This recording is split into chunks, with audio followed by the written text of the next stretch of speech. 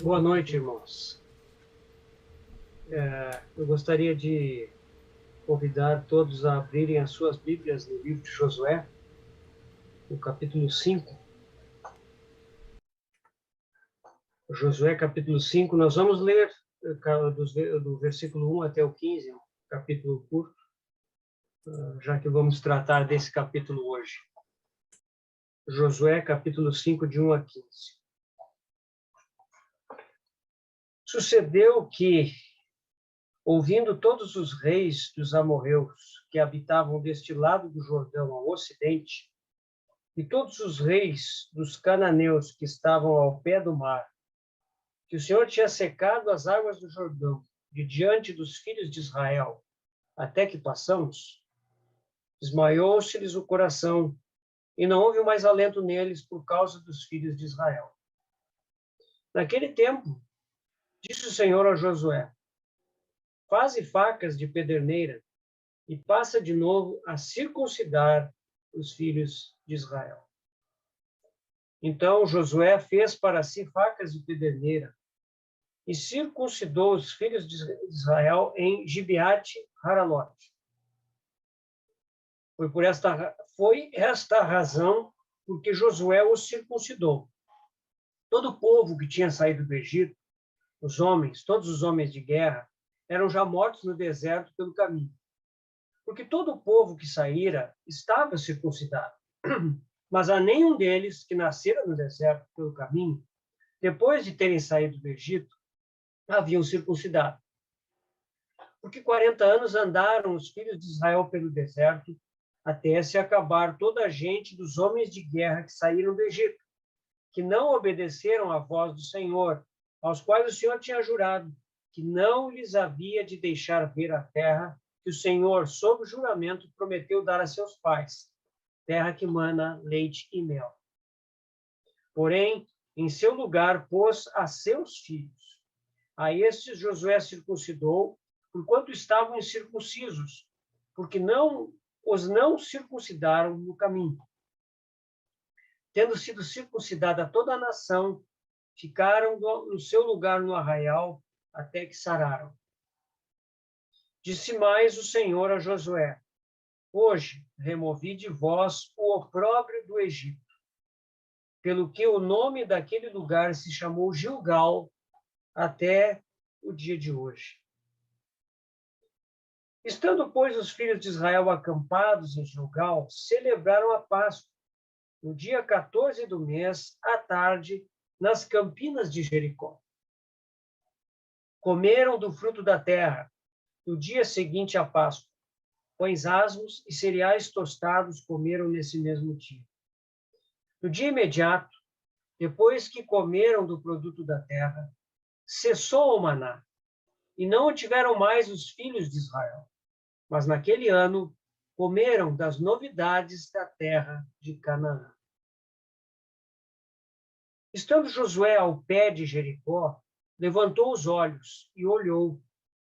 E eis que se achava em pé diante dele um homem, que trazia na mão uma espada nua. Chegou-se Josué a ele e disse-lhe: és tu dos nossos ou dos nossos adversários? Respondeu ele: não, sou príncipe do exército do Senhor e acabo de chegar. Então Josué se prostrou com o rosto em terra e o adorou, e disse-lhe: que diz meu senhor ao seu servo?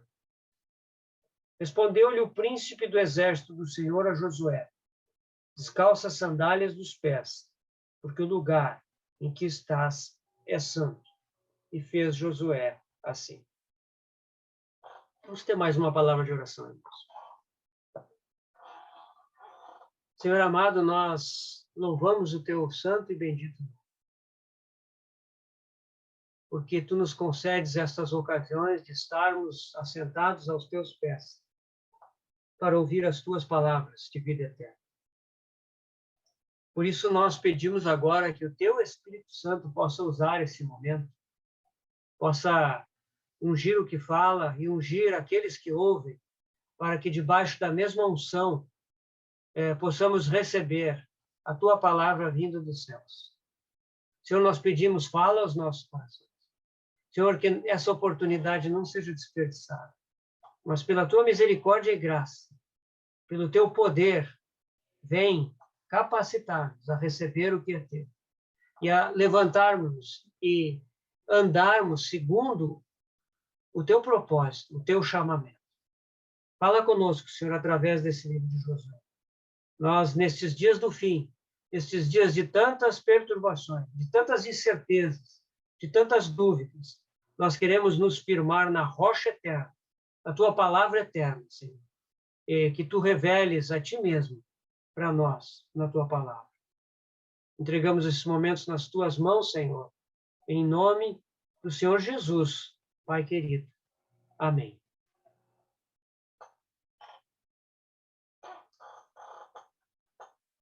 Nós estamos, então, estudando o livro de Josué, e o livro de Josué trata da entrada da conquista de Canaã pelo povo de Israel. E esse livro, ele tem lições muito importantes para nós. Nós vemos em paralelo com a Epístola aos Efésios que essa entrada em Canaã, que é o objetivo de Deus para o seu povo terreno, ela tem a ver com uma experiência que a Epístola aos Efésios nos revela. Lá no seu capítulo 2, quando ela diz que ele nos fez assentar nos lugares celestiais em Cristo Jesus. Então, a terra de Canaã, com as suas delícias, são estes lugares celestiais que Efésios nos revela. Esse termo, lugares celestiais, é repetido várias vezes na Epístola aos Efésios. Nós vemos no capítulo 2, nós vemos também no capítulo 4, nós vemos no capítulo 6, e trata de diferentes aspectos, né? Dessa realidade que é vivermos nos lugares celestiais. A vida de Canaã, ela não é um paralelo com a nossa ida ao céu. Nós já falamos sobre isso. A vida de Canaã, ela é uma vida para ser vivida agora, nas regiões celestiais, sim, mas não é o céu. Não é o nosso repouso eterno, né? Não. A terra de Canaã, ela tem inimigos. Ela tem cidades que devem ser conquistadas pelos filhos de Deus. Isso fala de conquistas que nós temos que conquistar na nossa vida aqui na Terra. Conquistas que não são conquistas unicamente individuais. A natureza dessas conquistas é corporativa. A conquista é para o povo, assim como o povo de Israel conquista Canaã. As conquistas das regiões celestiais hoje, elas são para a igreja de Deus. Então, é importante que nós entendamos que a vida cristã, ela não é simplesmente a experiência do deserto. A experiência do deserto no povo de Israel tipifica aquele momento em que nós precisamos conhecer quem nós somos. Porque, na verdade, nós não conhecemos quem nós somos. Nós sempre nos achamos muito melhores do que nós somos. E no deserto nós vamos descobrir quem nós realmente somos. Ao mesmo tempo que descobrimos quem é o nosso Deus, o nosso Senhor. E é por isso que no deserto aparece bastante o nosso verdadeiro caráter, a nossa carnalidade, a nossa pecaminosidade, a nossa rebeldia. E ali nós vemos que só o Senhor, o nosso Redentor, vivendo em nós, pode nos transformar. Mas nós não podemos ter como centro da nossa vida essa descoberta da nossa carnalidade, da nossa pecaminosidade, da nossa rebeldia. Se nós ficarmos o tempo todo olhando para isso, o tempo todo pensando nisso, nós jamais entraremos em Canaã. Conforme diz 1 João 2:12 a 14, ali fala de 3 classes de filhos de Deus: os filhinhos, os jovens e os pais. Nós não podemos ser filhinhos por toda a vida. Precisamos crescer, nos tornar jovens e crescer mais ainda e nos tornar pais. Canaã é um lugar maravilhoso. É o nosso objetivo. Contudo, Canaã precisa ser conquistado. Canaã não é algo que nos é dado. É preciso que nós conquistemos esse lugar. E ele representa a plenitude espiritual da vida cristã, vivida não apenas no plano do indivíduo, mas no plano coletivo da igreja. Em Canaã, nós temos uma herança a conquistar. E essa herança é a nossa herança num sentido. E é nisso que está a nossa herança e a sua herança. Nós vamos descobrir que há uma intensa mobilização das trevas para que isso seja impedido. E é por isso que Efésios 6 nos fala que a nossa luta não é contra carne e sangue, mas contra principados e potestades nas regiões celestiais. Existe uma guerra real. Se nós temos essa ambição e esse desejo, descobriremos que há uma guerra. Sim, Efésios nos fala da riqueza que nós temos em Cristo, nos seus capítulos de 1 a 3. Os capítulos de 4 até 6, 10, 6, 9, desculpa, falam do andar do cristão, tendo em vista as riquezas que lhe foram dadas. Mas Efésios termina falando de 6, 10 a 24, do combate. Há uma guerra em andamento hoje. Será que já entramos nessa guerra? Essa guerra não é contra a carne. Essa guerra não é no plano humano. E hoje em dia muitos cristãos têm sido enganados a lutar no plano humano. Não, meus irmãos, a verdadeira batalha espiritual é contra os principados e potestades das regiões celestiais. Isso é ilustrado pelas batalhas de Josué em Canaã. Esperamos entrar nisso e ilustrar, através de algumas dessas batalhas, quais são as coisas que nós devemos conquistar hoje. Nós vimos que a arca atravessou o Jordão para entrar em Canaã. E nós vimos que é preciso seguir essa arca.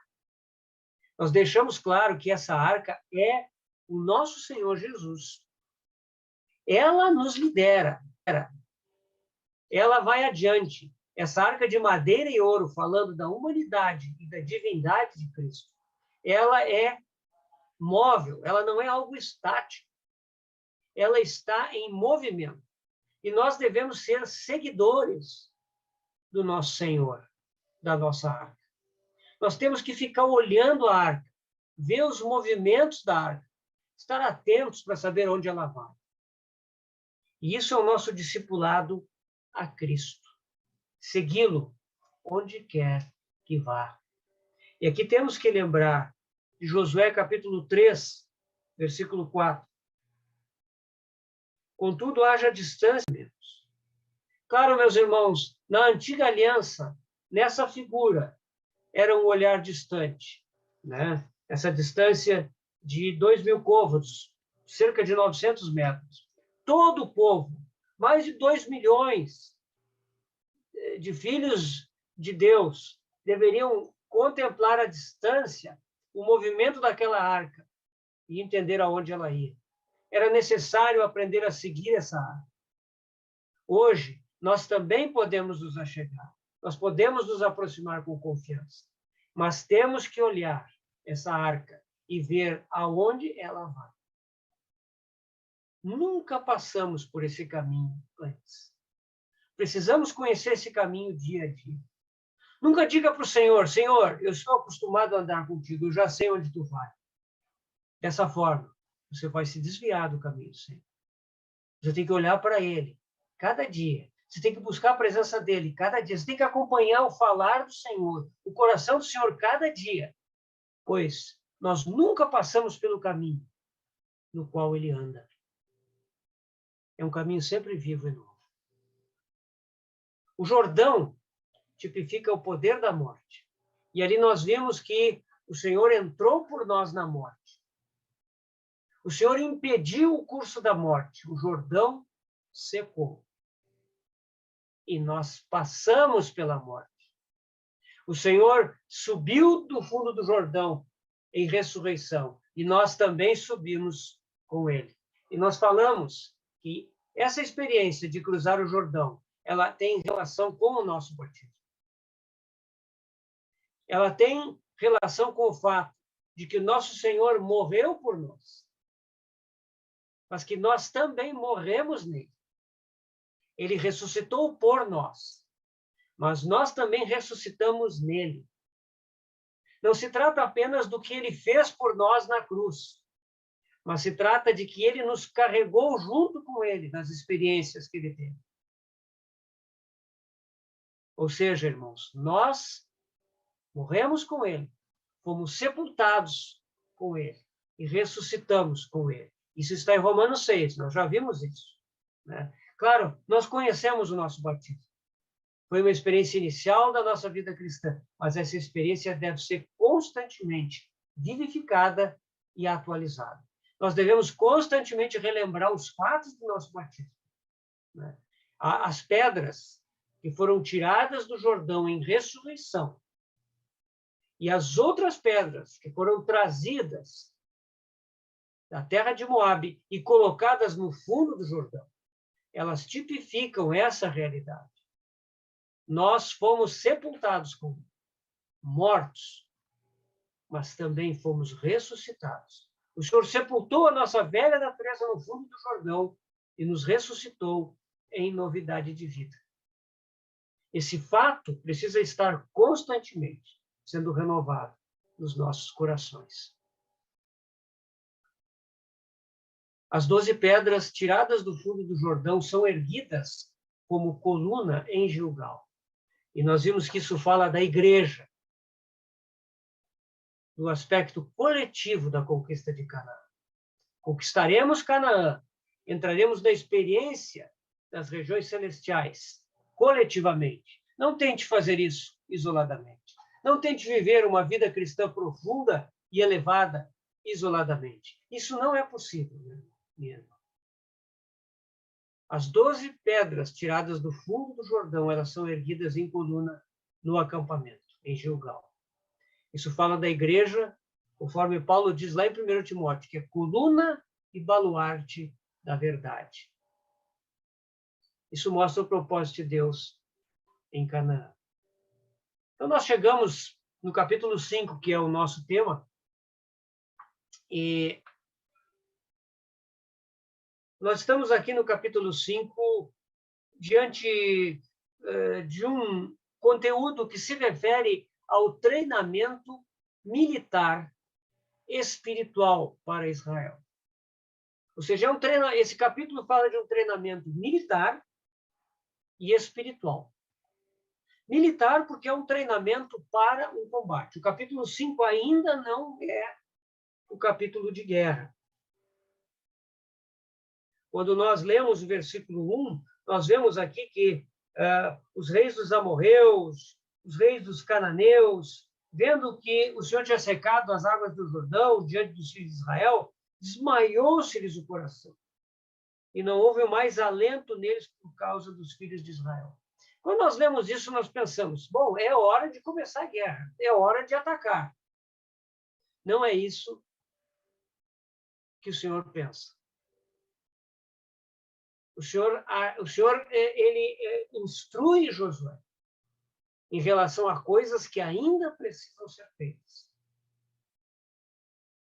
O Senhor vai treiná-los, vai treinar o povo de Israel especificamente para a guerra, e esses preparativos são bem importantes. Esses preparativos envolvem 4 itens que nós vamos ver nesse capítulo.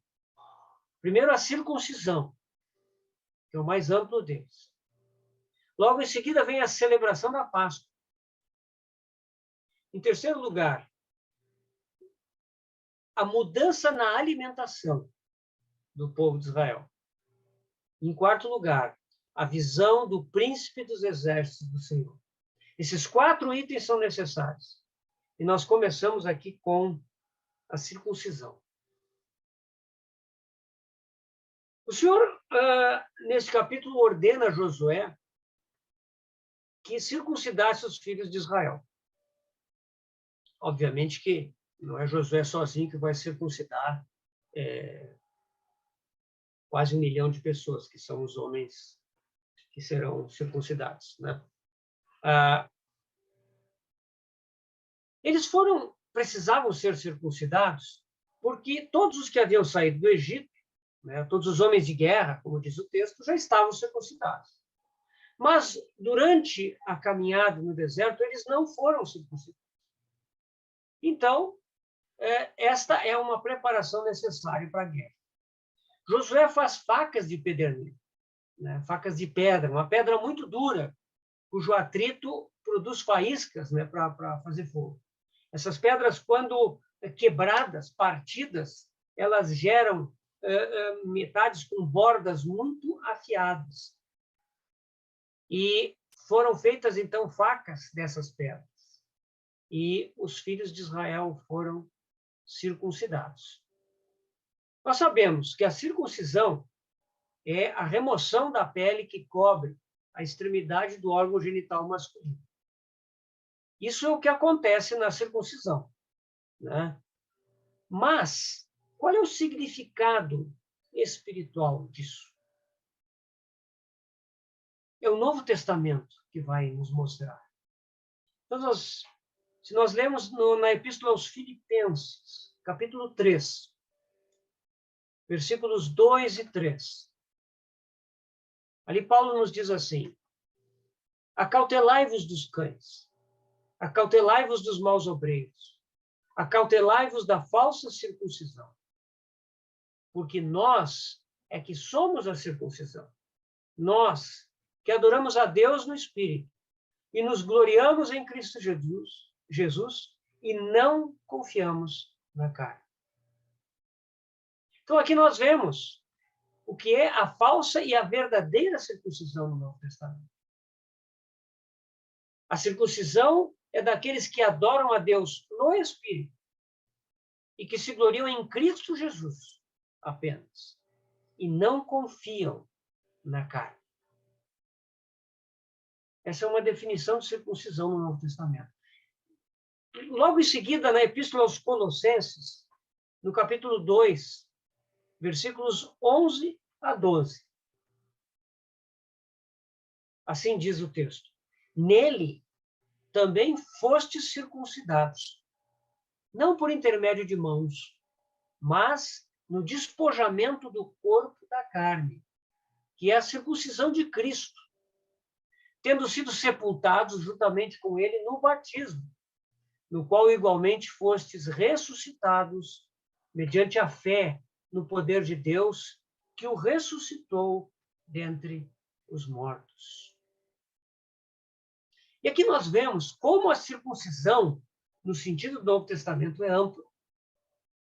Ela é o despojamento do corpo da carne, que é a circuncisão de Cristo. E ela inclui tudo aquilo que foi realizado no batismo, tendo sido sepultados juntamente com ele no batismo, no qual igualmente fostes ressuscitados mediante a fé no poder de Deus, que o ressuscitou dentre os mortos. Essa é a circuncisão de Cristo.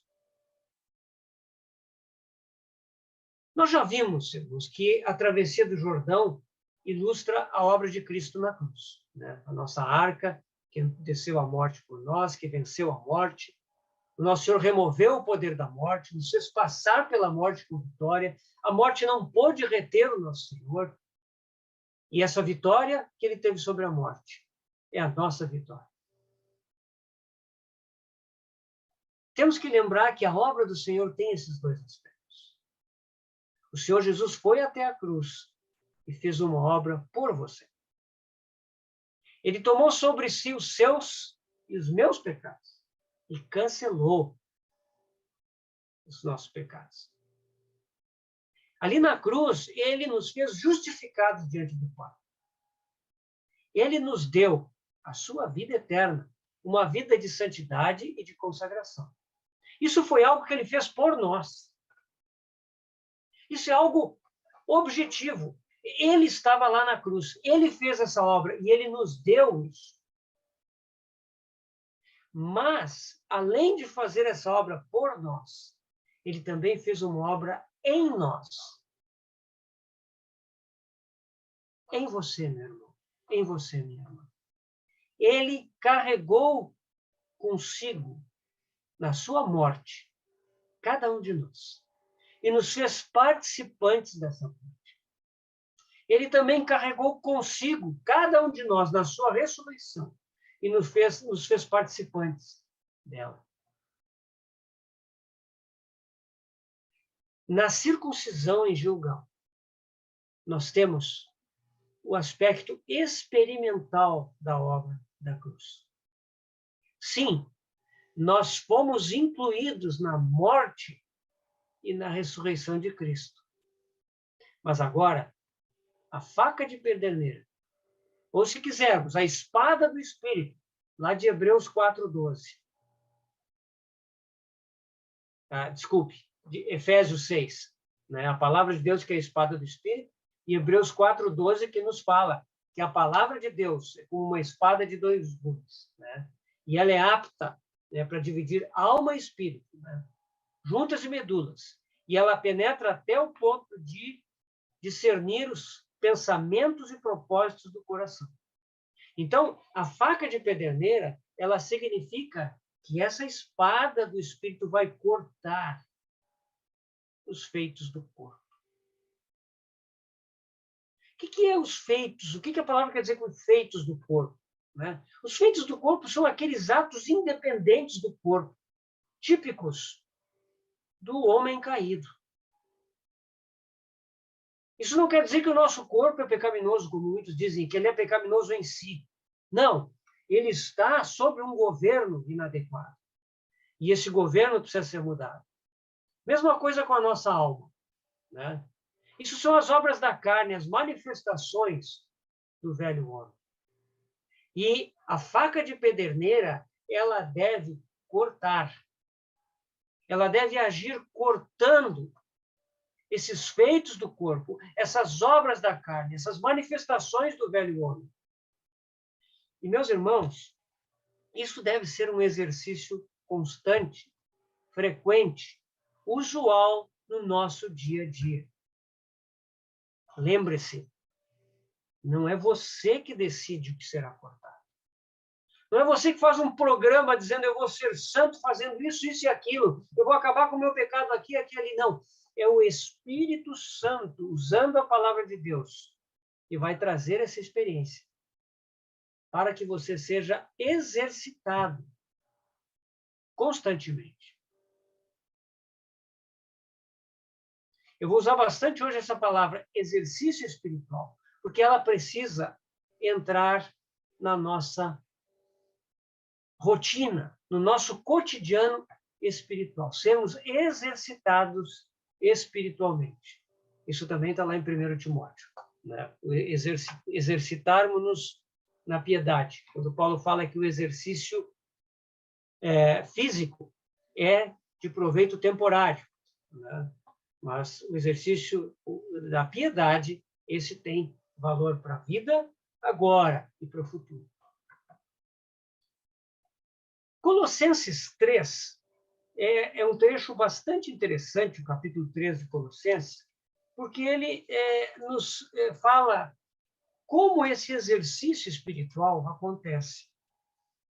Então, veja só, Colossenses 3, versículo 3. Só a primeira parte. Porque morrestes. Isso é passado. Nós já morremos. Colossenses 3, 5. Fazei, pois, morrer os vossos membros terrenos. Nossa tradução aqui diz natureza terrena. Isso não é correto. Né? Fazei, pois, morrer vossos membros terrenos. Tá?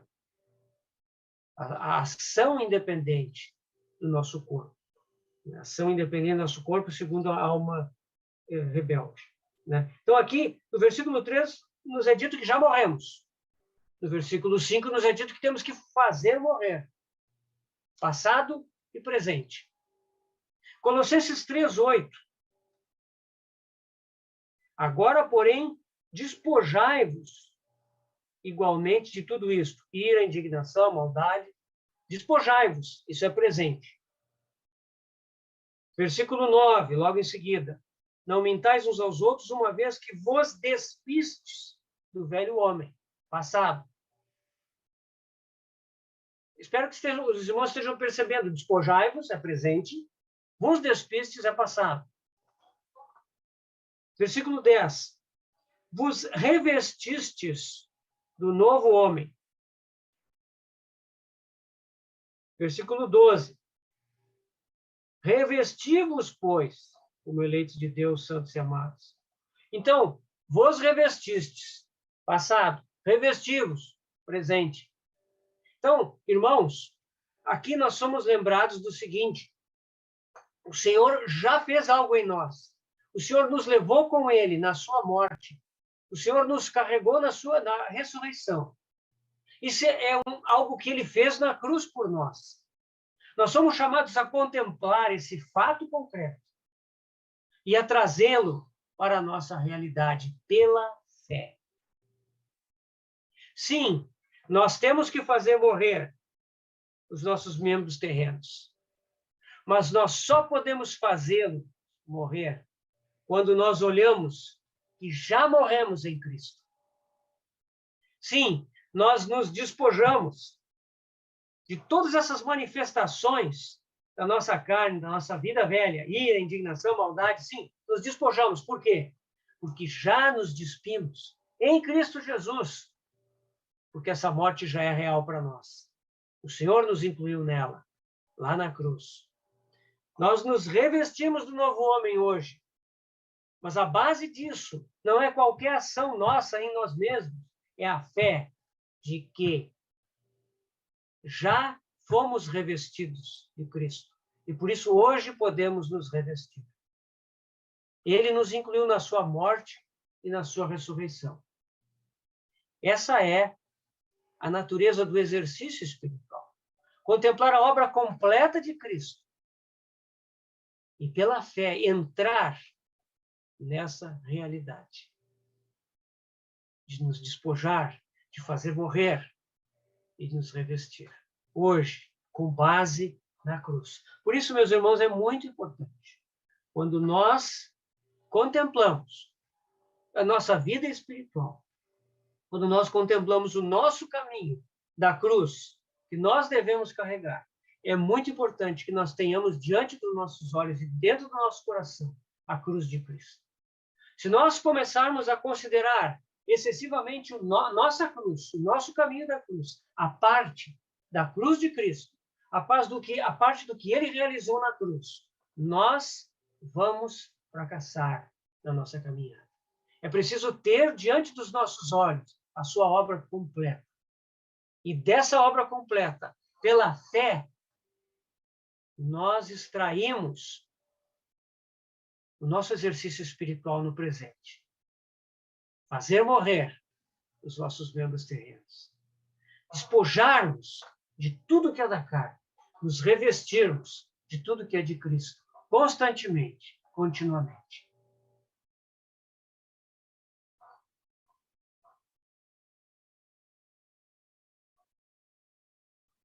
Eu gostaria de fazer uma pergunta. Você tem experimentado, irmão, irmã, as restrições do Espírito Santo? Quando a palavra está para chegar à sua boca, você já teve a experiência de ser interrompido pelo Espírito Santo? Quando o pensamento está ocupando a sua mente, o raciocínio, você já foi advertido pelo Espírito Santo para deixar de lado esse pensamento? Quando você está passivo, distraído, se envolvendo com algo que não é proveitoso, você já foi advertido pelo Espírito Santo? Quando você empregou com alguém palavras mais duras do que o necessário, quando você faltou com amor, quando você está se omitindo no serviço, você já foi advertido pelo Espírito Santo? Isso deve nos levar ao arrependimento. Isso deve nos levar à reparação com aqueles com quem nós faltamos.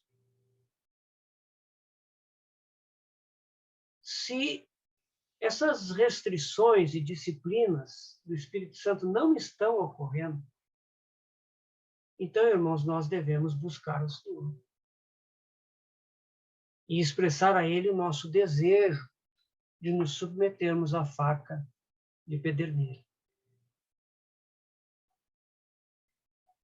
Estamos dispostos a ser exercitados nisso? Para entrar em Canaã, é preciso que a faca de pederneira faça o seu trabalho, meus irmãos. Nós aqui só estamos enfatizando a parte negativa. O corte, o exercício espiritual com o morrer de Jesus.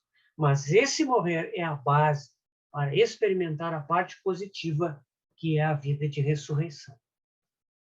Por isso nós precisamos ser exercitados nisso.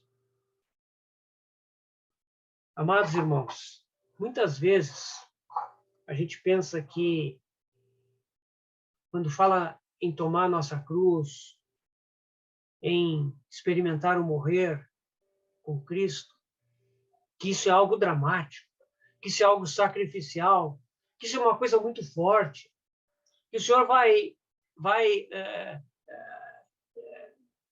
me quebrar completamente e que eu vou ser marcado para sempre. Meus irmãos, nós sabemos que em alguns casos o Senhor usa algo mais dramático com alguns de nós. Ele sabe quando isso é necessário, mas essa não é a maneira usual dele trabalhar. E não é isso que nós devemos buscar. Se nós ficarmos pensando dramaticamente sobre a cruz, nós vamos fugir daquela experiência constante e diária de tomar a cruz cada dia. Nós vamos fugir do treinamento disciplinar do Senhor a cada momento, tanto em coisas pequenas como grandes, tanto na nossa vida íntima de pensamentos e propósitos, na nossa vida familiar, no nosso trabalho, na igreja, seja o que for, nós vamos perder essa disciplina a cada momento. O Espírito Santo trazendo essa faca de pederneira. Isso é o exercício espiritual.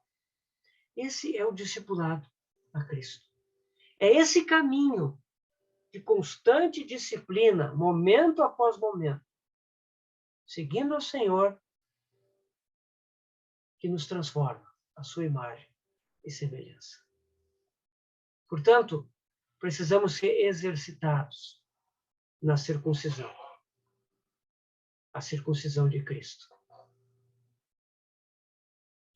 Através da circuncisão, irmãos, o Senhor remove de nós a vergonha do Egito. Isso está lá no versículo 9, quando o Senhor explica a Josué o significado, ou melhor, o efeito da circuncisão. Josué 5, versículo 9. Disse mais o Senhor a Josué: hoje removi de vós o opróbrio do Egito. O que é o opróbrio? É a vergonha, é a reprovação. Primeiramente aos olhos de Deus, mas também aos olhos dos irmãos e aos olhos do mundo. Porque quando nós não temos a faca de pederneira removendo de nós o opróbrio do Egito, nós vamos envergonhar o Senhor. Ele ficará envergonhado, entristecido. O seu testemunho será prejudicado. A circuncisão remove de nós essa vergonha do Egito, essa vergonha do mundo que está em nós. Muitas vezes, nós saímos do Egito, mas nós sabemos que o Egito teima em ficar dentro de nós. Nós somos cheios do mundo em nossos pensamentos, nossas emoções, nossa vontade, Irmãos, nós não sabemos o quanto estamos saturados da cultura desse mundo. Por causa da carne, por causa da nossa natureza carnal, não tratada, não cortada pela faca de pederneira, nós ficamos expostos a toda sorte de ataques, enganos do inimigo. Isso é fonte de vergonha e desgraça para nós, diante do mundo e do Senhor. Graças a Deus, que a palavra de Deus é capaz de cortar, de dividir, de limpar, de expor o que está escondido, de trazer à luz. Mas é preciso que permitamos que isso se realize. Ou seja, a obra do Senhor em nós, ela nunca é algo passivo. Nós precisamos não só permitir, mas precisamos cooperar com o Espírito Santo, acatando o cortar da faca de pederneira. A mesma palavra que nos corta e limpa é a palavra que edifica, alimenta e embeleza as nossas vidas segundo Cristo. Tem 2 versículos de Romanos que tratam desse processo. Romanos 8:13, que nos diz assim: porque se viverdes segundo a carne, caminhais para a morte. Mas se pelo Espírito mortificardes os feitos do corpo, certamente vivereis. Pelo Espírito mortificardes os feitos do corpo. Pelo Espírito, irmãos, trazemos a realidade dessa morte na qual nós fomos incluídos. Uma morte inclusiva e poderosa, que nos liberta do pecado. Pela fé entramos nessa experiência. Pelo Espírito ela se torna real. Romanos 8:11. Se habita em vós o Espírito daquele que ressuscitou a Jesus dentre os mortos, esse mesmo que ressuscitou a Cristo Jesus dentre os mortos, vivificará também os vossos corpos mortais por meio do seu Espírito que em vós habita. Aqui nós temos a vivificação dos nossos corpos mortais. Por meio do mesmo Espírito que em nós habita. A ressurreição do Senhor, na qual nós já fomos incluídos, na sua morte e ressurreição, inclusiva e poderosa naquela cruz, ele nos carregou consigo para dentro da experiência espiritual, do valor espiritual daquela cruz. Então, por meio do Espírito, pela fé, nós somos vivificados. Isso é a experiência da ressurreição. Então, nós damos graças a Deus por uma morte inclusiva e poderosa, da qual nós podemos participar, cujos efeitos estão sempre ao nosso dispor.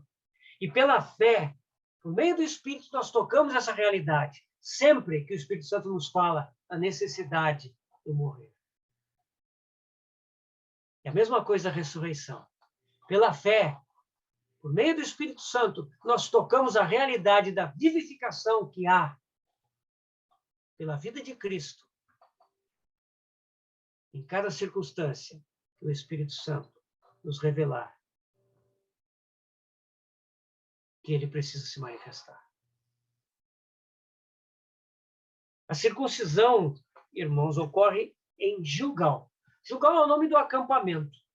O que significa Gilgal? Gilgal é uma porção de terra ali nos arredores de Jericó, alguma distância de Jericó, do outro lado do Jordão, atravessando o Jordão, né? O que significa Gilgal, que é um nome que o povo de Israel deu a esse acampamento? Gilgal significa roda, ou aquilo que rola, que gira. Em Gilgal ocorre essa rolagem, né? A vergonha do Egito ela foi rolada, ela foi empurrada, girando para longe. Ela foi removida. Isso é Gilgal. Você já percebeu quão vergonhoso é o opróbrio do Egito? Irmãos, quando nós vamos crescendo, começamos a crescer no Senhor, isso vai ficando mais claro para nós. Quando nós nos iramos, quando buscamos nosso interesse próprio, quando nos omitimos em situações que não deveríamos nos omitir, quando compactuamos com o mal, quando mentimos. E quantas vezes nós mentimos? Mentimos distorcendo as coisas. Mentimos exagerando o bem com relação a nós mesmos, exagerando o mal quando falamos dos outros. Quando somos desonestos, quando amamos ao mundo, nisso nós percebemos a vergonha do Egito. Que o Espírito Santo possa nos exercitar em perceber essas coisas, para que nós não justifiquemos o nosso velho homem, para que nós não poupemos o nosso velho homem, para que nós não façamos concessões à liberdade que o velho homem tem em nós, mas que ele sempre seja submetido à faca de pederneira. Queridos irmãos, essa faca de pederneira não deve ser aplicada somente no lado ruim e feio da nossa carne. Talvez esse lado seja o mais fácil de nós identificarmos, né? Mas a faca de pederneira precisa também ser aplicada ao lado bom e elegante da carne. A nossa carne, mesmo que ela veja que o espaço para produzir aqueles pecados da carne mais grosseiros estão fechados, ela vai procurar fazer aquilo que parece bom. O que ela deseja sobreviver em nós. Então ela quer expressar o que é bom, ela quer imitar o que é bom, ela quer fazer a obra de Deus. Irmãos, bons motivos, bons objetivos, boas intenções não são necessariamente coisas originadas pelo Espírito Santo. A fonte de tudo precisa ser o Senhor, segundo a sua palavra no nosso coração. Portanto, nós temos que aprender a ouvir o Senhor. E quando a origem não é Ele, mesmo que pareça bom, mesmo que pareça positivo, mesmo que nós estejamos entusiasmados, a faca deve cortar. Temos que estar prontos para que essa faca de pederneira corte. Colossenses 4:10, um pouquinho adiante do capítulo que nós lemos no 3, Colossenses 4:10 nos mostra o lado positivo desse processo. Ali nos diz assim, ó, levando sempre no corpo o morrer de Jesus, para que também a sua vida se manifeste em nosso corpo. Isso não é algo passivo, algo inerte. Não é algo que nós ficamos esperando. Não. O morrer de Jesus é algo que nós nos exercitamos dia a dia, momento após momento. Prepare-se. Prepare-se. Depois que você ouvir essa mensagem, você vai sair por aí, na sua casa. Prepare-se. Se nós tivermos a disposição de ser exercitados, o Espírito Santo vai nos mostrar aonde a faca tem que cortar. Coopere quando você perceber a voz do Espírito Santo. Receba a disciplina e coopere também com as suas faculdades de espírito e alma para que a vida do Senhor se manifeste no nosso corpo, como diz Colossenses 4:10. Levando sempre o morrer de Jesus para que também a sua vida se manifeste. Irmãos, se vocês olharem, Gilgal se torna a base das operações de Israel. Em Gilgal, eles estabelecem o seu acampamento. É em Gilgal que Josué vai ser encontrado. É de lá que ele sai para suas campanhas. É para lá que eles retornam nas suas campanhas. Eles moraram de 6 a 7 anos em Gilgal até que houve a distribuição das terras. E isso é um testemunho de quão importante é a circuncisão na conquista de Canaã. À medida que vamos lutando e conquistando, temos que retornar a Gilgal. Gilgal é a base de operações. E se falharmos em retornar a Gilgal, nós veremos que seremos derrotados. O novo nascimento e o batismo foram uma vez para sempre na nossa vida, mas nós devemos sempre retornar a Gilgal. As verdades do novo nascimento e do batismo devem ser constantemente renovadas. E assim nós permitimos que o Senhor nos limpe e nos edifique. E é somente assim que nós podemos entrar na verdadeira batalha espiritual.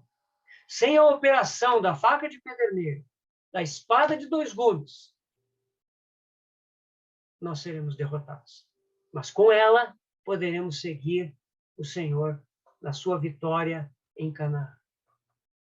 Esse é Gilgal, essa é a parte mais extensa. Mas eu também gostaria de falar sobre a Páscoa, a alimentação e a visão. Então, nós vamos mais rapidamente aqui, são partes importantes também do capítulo 5 para tocarmos. Em Josué 5, versículo 10, nós vemos que o povo de Israel celebra a Páscoa.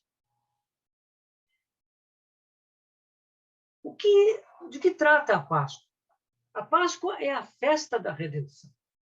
É a festa da obra de Deus em favor de Israel, tirando Israel do Egito, da escravidão do mundo. Então, essa festa é celebrada. A Páscoa, irmãos, nós sabemos que ela nos fala da ceia do Senhor, daquele memorial de adoração a Ele, pela obra que Ele fez por nós. Esse momento nos fala de Cristo, de sua pessoa e obra, que se torna um motivo da celebração e da adoração do seu povo. Depois de tudo isso que aconteceu, o cruzamento do Jordão, a travessia do Jordão, o erguimento da coluna, a circuncisão, e a nossa identificação em experiência com a morte e a ressurreição do Senhor. E então, surge esse momento de adoração. O que significa tanto a Páscoa como a ceia do Senhor? Ela significa que os filhos de Deus passaram a apreciar o valor da pessoa do Senhor. Eles passaram a apreciar a sua obra preciosa e grandiosa por nós. Essa valorização, essa consciência da importância da obra do Senhor é transformada em adoração. Queridos irmãos, lá em João 4, quando o Senhor fala com a mulher samaritana, ele fala que o nosso Pai busca adoradores que o adorem em espírito e em verdade. Porque são estes que o Pai busca para seus adoradores. Pensem bem, o Pai está buscando adoradores. O que é adorar? Será que adorar é apenas cantar numa reunião? Será que adoração é entrar naquele clima com música, cânticos? Muitas pessoas anelam por grandes ajuntamentos com bela música, porque acham que aí vão adorar. Meus irmãos, é claro que pode haver adoração com grandes grupos. Não há dúvida que pode. Mas nós precisamos saber o quanto nós não estamos apenas exercitando a nossa alma nessas coisas, agitando a nossa alma, pondo a nossa alma para fora de alguma maneira. Será que a adoração é algo parecido com os concertos de música desse mundo? Hoje em dia, muitas vezes, parece que sim. Deus busca adoradores que o adorem em espírito e em verdade. Deus procura estes adoradores. Esse é um desejo de Deus. Deus se satisfaz ao encontrar estes adoradores. Na ceia do Senhor, irmãos, nós nos achegamos a Ele com gratidão nos nossos corações. Durante a semana, enumere os motivos de gratidão. Na mesa do Senhor, traga esses motivos como oferta de aroma suave. Na ceia do Senhor, devemos nos achegar com apreciação. Nós apreciamos ao nosso Senhor. Nós temos um desejo por aquele momento onde vamos poder fazer a nossa declaração de amor ao nosso Senhor. Onde vamos poder dizer junto com os nossos irmãos e irmãs, com os nossos lábios, Senhor, nós te amamos. Tu és tão maravilhoso. Nós te louvamos. A ceia do Senhor é um momento exclusivo de nós derramarmos o nosso coração dessa forma.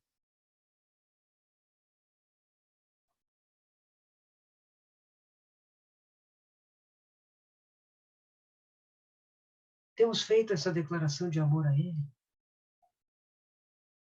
A ceia do Senhor é para isso. É um memorial. Nós lembramos do que Ele fez por nós. A ceia do Senhor é uma reunião muito diferente, irmãos. É uma reunião onde nós esquecemos completamente de nós mesmos. E nós estamos unicamente movidos por aquele desejo de louvá-lo, adorá-lo. Queremos dizer que Ele é muito precioso para nós e que nós o amamos. Os guerreiros que entram para lutar e conquistar Canaã são também adoradores. Isso é a lição da Páscoa. Terceira lição, Josué 5, 11 e 12. A mudança na alimentação. Esse é um título engraçado, né? Parece que aqui nós vamos entrar numa consulta de nutricionista e falar sobre a necessidade de comer a comida correta. Espiritualmente falando, esse trecho trata disso. Porque se nós lemos aqui, nós vamos ver que no dia seguinte da Páscoa, eles comeram do fruto da terra. Pães asmos e cereais tostados comeram nesse mesmo dia. Claro, eles não tinham plantado nada, mas eles estavam na terra da promessa. Aquilo ali seriam certamente campos, áreas de cultivo dos habitantes de Jericó. Eles certamente estavam longe de lá. Nós já lemos que a cidade estava fechada, ninguém entrava nem saía, né? E eles, então, colheram o fruto da terra e comeram. No dia imediato, depois que comeram do produto da terra, cessou o maná. E não o tiveram mais os filhos de Israel, mas naquele ano comeram das novidades da terra de Canaã. Josué 5, 11 e 12. Isso significa comer alimento sólido. Quando nós estamos em Canaã, explorando as insondáveis riquezas de Cristo, nós comemos alimento sólido. A pergunta é, estamos comendo alimento sólido? Como está a nossa nutrição espiritual? Só em Canaã há alimento sólido. Antes de Canaã, só há o maná. E o maná nos fala do leite. Lá em 1 Coríntios 3, 1 a 3, Paulo fala, leite vos dei a beber e não alimento sólido. Paulo diz, ainda sois carnais. E Paulo não deu alimento sólido para eles, porque eles não poderiam suportar. Claro, meus irmãos, uma criança, um bebê, ele deve tomar leite, né? Devemos aspirar pelo genuíno leite espiritual. Devemos beber desse leite enquanto somos filhinhos, para que cresçamos. Mas, passou algum tempo, E aqueles crentes em Corinto continuavam incapazes de receber alimento sólido, porque eles seguiam sendo carnais. Eles andavam segundo os homens deste mundo, é o que o texto nos diz. Eles tinham a vida de Cristo em si, mas seguiam vivendo pela vida humana herdada de Adão. Ou seja, eles não estavam experimentando Gilgal. Eles ainda estavam expostos ao opróbrio do Egito. É por isso que tudo aquilo que nós lemos em 1 Coríntios estava acontecendo com eles. Divisões, imoralidades, rebeldias, enfim. Isso desmoralizava o testemunho deles. Sem Gilgal operando em nós, não nos emancipamos do leite, não nos alimentamos de alimento sólido e não avançamos além da infância. Hebreus 5 também trata disso. Quando diz lá a respeito, capítulo 5, versículos de 1 a 14, mas nós não vamos ler tudo isso. A partir do 11. A esse respeito, temos muitas coisas que dizer e difíceis de explicar, porquanto vos tendes tornado tardios em ouvir. Pois, com efeito, quando devias ser mestres, atendendo ao tempo decorrido, tendes novamente necessidade de alguém que vos ensine. De novo, quais são os princípios elementares da palavra de Deus? Assim vos tornastes como necessitados de leite e não de alimento sólido. Ora, todo aquele que se alimenta de leite é inexperiente na palavra da justiça, porque é criança. Mas o alimento sólido é para os adultos, para aqueles que, pela prática, têm as suas faculdades exercitadas para discernir não somente o bem, mas também o mal. Aqueles guerreiros que haviam cruzado o Jordão passaram por Gilgal. E agora, eles podiam comer o alimento sólido. Eles podiam comer as novidades da terra. Eles estavam preparados para comer daquilo que a terra produzia. Eles, pela prática, estavam exercitando as suas faculdades, os seus sentidos de percepção. Esse é o sentido do original. Órgãos de percepção, diz a tradução de Rotterdam. Esses órgãos de percepção aqui, irmãos, são os órgãos do nosso espírito. A nossa intuição, a nossa consciência, a nossa comunhão. Mas também são as faculdades da nossa alma, sujeitas ao espírito. A nossa mente, os nossos sentimentos, a nossa vontade. A serviço do espírito.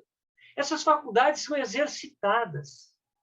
E aí podemos discernir o bem e o mal. Aqui nós estamos falando de comida. E a pergunta é a seguinte: você está ingerindo alimento sólido? O que você está comendo? O que nós estamos botando para dentro do nosso coração? Como estamos alimentando nossa alma e nosso espírito? Amados irmãos, hoje em dia nós vemos como o mundo coloca para nós diferentes formas, diferentes meios para que nós comamos a comida que ele nos traz. Há tantas coisas nas redes sociais, há tantas coisas na TV a cabo, há tantas coisas na internet, há tantas coisas no Netflix, em tantos outros meios. Nós podemos acessar tantas distrações, tantos entretenimentos, tantos envolvimentos, tantos jogos, tantas coisas que enchem a nossa alma, que enchem a nossa cabeça. E sobra muito pouco espaço para que nós usemos a nossa imaginação para explorar as coisas espirituais. O que nós estamos comendo?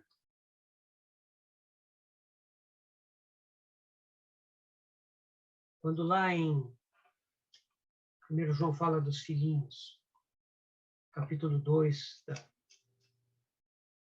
primeira epístola de João. Filhinhos, capítulo 2, versículos de 12 a 14 de 1 João. Filhinhos, eu vos escrevo porque os vossos pecados são perdoados por causa do seu nome. Pais, eu vos escrevo porque conheceis aquele que existe desde o princípio. Jovens, eu vos escrevo porque tendes vencido o maligno. Filhinhos, eu vos escrevi porque conheceis o Pai. Pai, eu vos escrevi porque conheceis aquele que existe desde o princípio. Jovens, eu vos escrevi porque sois fortes. A palavra de Deus permanece em vós e tendes vencido o maligno. Meus irmãos, os filhinhos, eles conhecem o Pai e sabem que seus pecados são perdoados. Que maravilha! Mas quando os filhinhos crescem para jovens, eles são fortes. Por quê? Porque a palavra de Deus permanece neles. E por causa disso, eles vencem o maligno. Porque a palavra de Deus permanece neles, e eles podem entrar em Canaã e enfrentar principados e potestades e conquistar para Deus. Precisamos nos alimentar de alimento sólido. Somente jovens e pais podem entrar em Canaã, porque é preciso enfrentar os principados e as potestades. A palavra de Deus deve ser a nossa comida. Nós devemos nos tornar progressivamente mais profundos, mais familiarizados com a palavra. Ler a palavra. Ler é maravilhoso. Leia mais a palavra de Deus. Mas não somente leia. Medite. Tire algum tempo para explorar alguns trechos da palavra de Deus. Medite. Procure extrair dali lições. Escreva. Se aprofunde. Aplique a sua vida. Memorize a palavra de Deus. Memorize um livro da palavra de Deus. Estude a palavra de Deus. Entre na palavra de Deus com profundidade.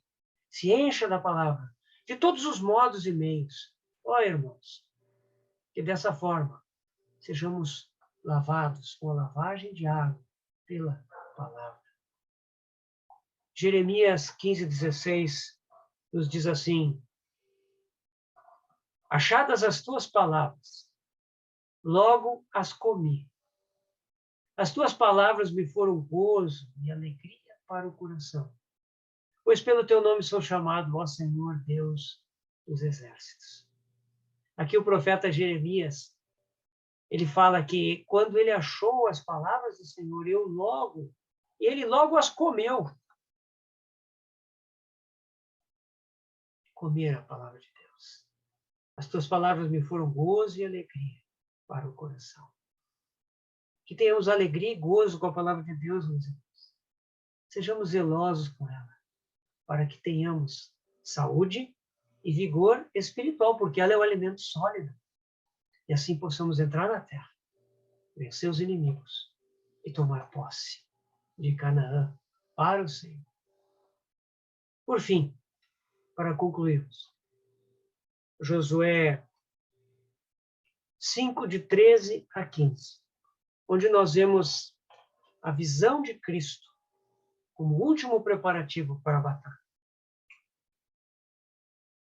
Nós já vimos a circuncisão, a operação da morte de Cristo, para que experimentemos a vida ressurreta como um exercício espiritual constante do nosso viver. Já vimos a celebração da Páscoa, a redenção tornada motivo de adoração constante no nosso coração. Os nossos afetos dirigidos ao Senhor. Já vimos também o alimento sólido, a mudança de alimentação, para que sejamos fortalecidos e possamos enfrentar os adversários. Agora vem a última preparação. Josué aqui está ao pé de Jericó. Está relativamente próximo das muralhas, não próximo o suficiente para ser atingido por alguém, mas investigando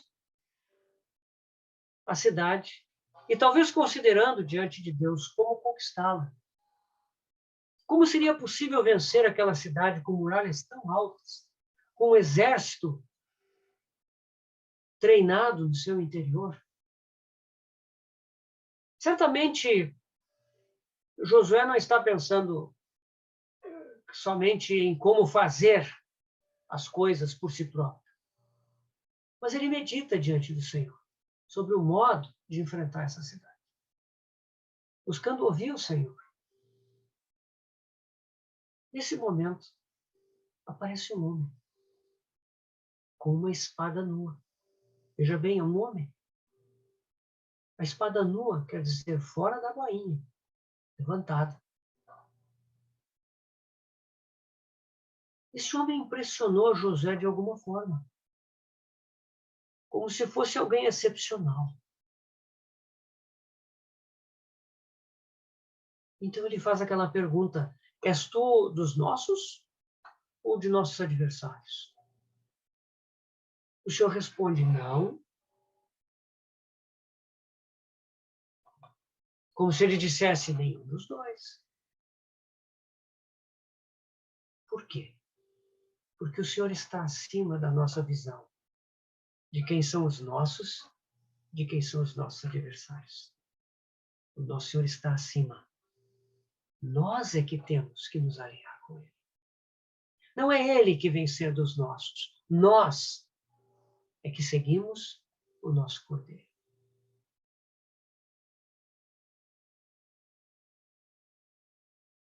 Nesse momento, o Senhor reconhece que Israel está preparado para a luta.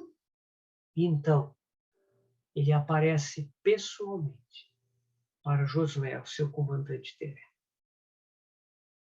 Já vimos nesse livro de Josué que o Senhor várias vezes falou com ele. Várias vezes Josué ouve a voz do Senhor. Isso nos mostra a comunhão de Josué com o Senhor. Agora nós vemos que o Senhor aparece a ele. O Senhor, inclusive, diz: sou príncipe do exército do Senhor e acabo de chegar. Os exércitos do céu estão ali com ele. Embora não sejam referidos, embora Josué não os veja, mas o Senhor, como príncipe dos exércitos do céu, está ali. Os exércitos também estão ali.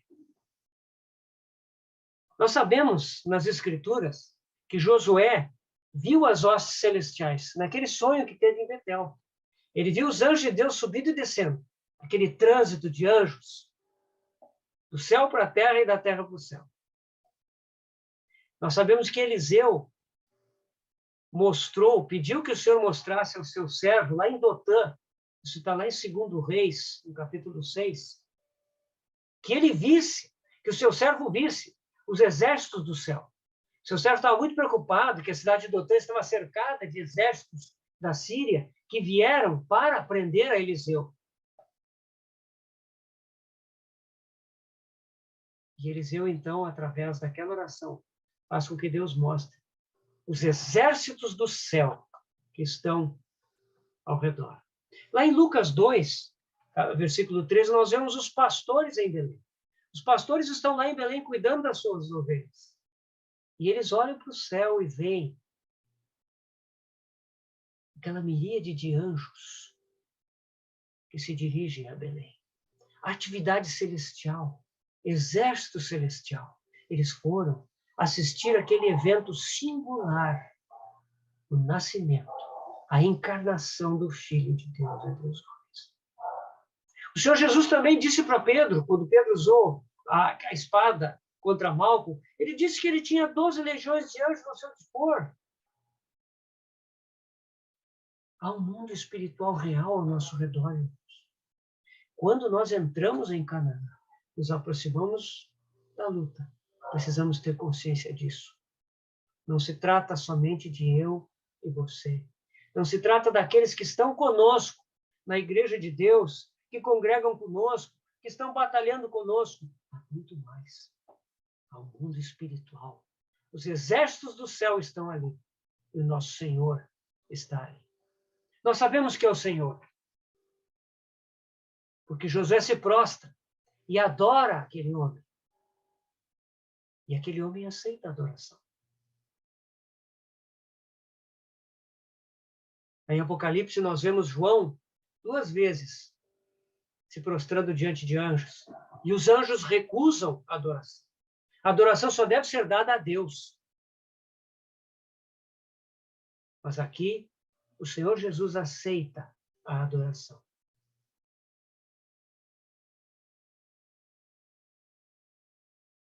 Aqui vemos o Senhor Jesus aparecendo a Josué. E ele pede que Josué tire as sandálias dos pés, pois o lugar onde ele está é santo. Não é santo porque é a terra prometida. Não. Na verdade, aquela terra, naquele momento, era uma terra de corrupção, de iniquidade. Mas agora o Senhor está ali, naquele lugar. E a sua presença naquele lugar faz daquele lugar terra santa. Josué tira as sandálias dos seus pés. Irmãos, o Senhor nos diz que quando 2 ou mais de nós estão juntos em nome dele, ele está em nosso meio. Isso é a igreja. Isso é terra santa. Essa deve ser a nossa atitude ao estar juntos com os santos de Deus. Pés descalços, que seguem a Cristo. São estes mesmos pés que irão caminhar por Canaã. Esses pés, o Senhor já disse, onde quer que a planta do vosso pé pisar, isso será vosso. Esses pés vão seguir ao Senhor, caminhar por Canaã, reivindicar a posse das insondáveis riquezas de Cristo. Principados e potestades estão no caminho e querem impedir essa experiência. Mas, no nome do Senhor, na força do Senhor, ele indo à nossa frente, com a espada desembainhada, a vitória está assegurada. Assim será, lá em Apocalipse 19, na vinda do Senhor, com os seus santos nessa terra, a espada da sua boca será manifestada. É a sua palavra que vai operar a vitória. E o inimigo será destruído. Essa visão é muito necessária. Que visão nós temos do Senhor Jesus hoje? Será que nós o vemos como príncipe do exército celestial? Certamente, irmãos, nós devemos ver o Senhor como nosso Salvador. Devemos ter essa visão muito clara. Aquele que morreu por nós e nos redimiu. Também devemos ver que ele é o nosso sustentador. Ele é aquele a quem podemos recorrer. Ele é o nosso socorro bem presente na tribulação. Mas nós não podemos ficar somente nesta visão. Também devemos vê-lo na posição exaltada na qual ele está hoje, onde ele tem a autoridade absoluta. Ele mesmo, na sua ressurreição, disse: toda autoridade me foi dada nos céus e na terra. Ele venceu principados e potestades, triunfando deles na cruz. Ele está assentado à destra da majestade nas alturas. Ele está agora à destra do Pai, no trono, abrindo aqueles selos. Ele está levando adiante todo o programa do propósito de Deus. E ele vai concluir. Está concluindo. Ele está engajado nisso. O Senhor segue com a sua espada nua, em sua mão, à frente dos seus exércitos. Seus exércitos estão correndo a terra, realizando a sua obra. Estamos conscientes disso? Estamos conscientes que o nosso Senhor está fazendo isso hoje? Você quer vir junto com Ele? Você quer participar das conquistas dele? Ou será que você acha que tudo isso é uma fábula?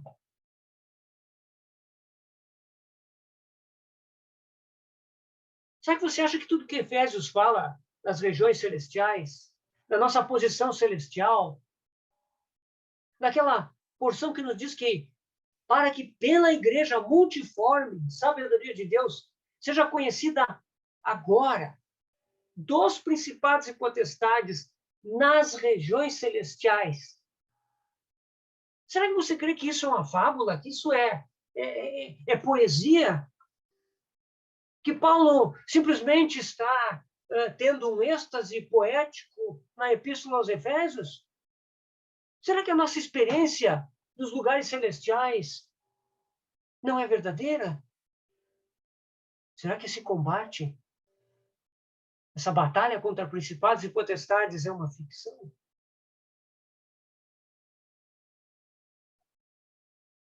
Será que a vida cristã, irmãos, é só viver do melhor modo que nós pudermos e aguardar que o Senhor nos tire daqui e leve para o céu? Meus irmãos, não é isso que a palavra de Deus diz. Não sejamos como os 10 espias. Eles foram incrédulos. Eles quiseram voltar para o Egito, para o mundo. Eles esqueceram da escravidão. Queridos irmãos, Canaã é algo muito real. Mas é uma conquista para os olhos da fé. Se nós temos ambição, movida pela fé, nós veremos Canaã. Canaã não pode ser vista pela incredulidade. Creia no chamamento da palavra de Deus. Entre nas regiões celestiais. Aceite o desafio, o chamamento. Não tema Gilgal. Não tema a faca de pederneiro. Ela vai te libertar. Ela vai soltar a vida de Cristo em ti. Ela vai te dar aqueles pés de corça em lugares altos com o qual, meu irmão, minha irmã, tu vais cavalgar nas montanhas de Deus. Não tema as lutas de Canaã. Há conquistas lá. Não renuncie à sua herança. Você foi chamado para entrar e possuir Canaã. Hoje, agora. Quando chegamos nesse ponto, quando passamos por Gilgal, celebramos a Páscoa, comemos as novidades da terra e vimos Cristo, o capitão dos exércitos celestiais. Então nós estamos prontos. Agora tudo está pronto para que comece a campanha militar, a batalha espiritual. Pela graça de Deus, na próxima vez que tivermos um encontro aqui sobre Josué, veremos a batalha de Jericó.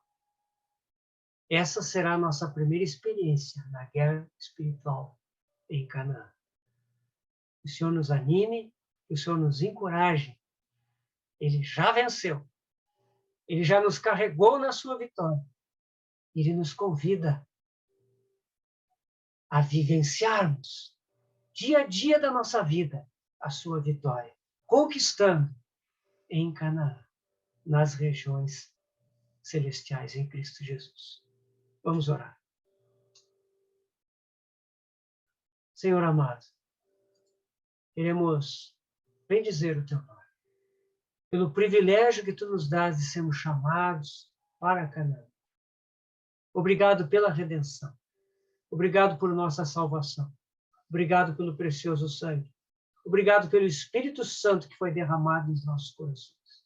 Senhor, agora que temos visto tão grande redenção, tão grande salvação, ó Senhor, queremos realmente adentrar essa terra de delícias, mas que são delícias que por alguma razão foram aprisionadas por potestades. Mas tu nos chamas a vencer essas potestades para tomarmos posse da nossa herança. Queremos vivenciar Canaã. Queremos experimentar as regiões celestiais.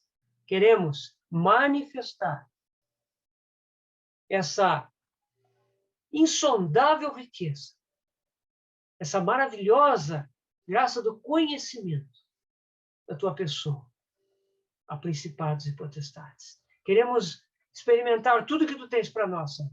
Pedimos a tua graça, pedimos a tua direção. Não só nos encoraja, mas também nos enche de fé, a certeza que tu nos capacitaste para isso, Senhor. Queremos caminhar nisso, a partir de agora mesmo.